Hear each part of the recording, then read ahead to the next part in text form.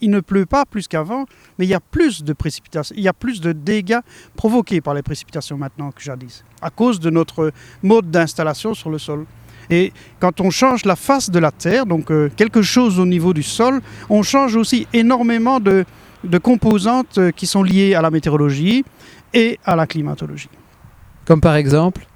Ben, si vous coupez une forêt, vous changez la rugosité du vent, donc à même gradient de pression, vous allez avoir un vent plus fort. Si vous imperméabilisez des surfaces, mais à même précipitation, l'eau va, au lieu de s'infiltrer, elle va ruisseler beaucoup plus rapidement, peut-être à des endroits où elle n'allait pas jadis.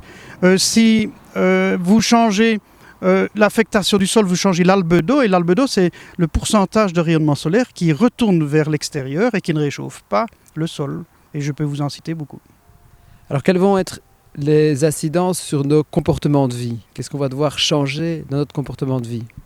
Je crois qu'on devra se rapprocher de son lieu de travail parce que la mobilité et le nombre de véhicules en circulation perturbe très fort la relation économique est un frein climatique provoqué par le brouillard, les aquaplanings, le grand vent, la neige, le verglas.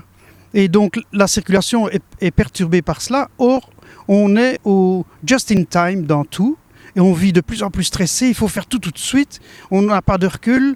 Et autre chose aussi, il faut se rapprocher du travail parce que quand on est dans sa voiture pare-choc contre pare-choc, eh bien, on a une pollution à l'intérieur de la cabine de la voiture qu'on accumule tous les jours en comptant le nombre d'heures qu'on passe dans la voiture en allant au travail. Ça peut faire des centaines et des milliers d'heures en fin de vie quand on arrive à la pension.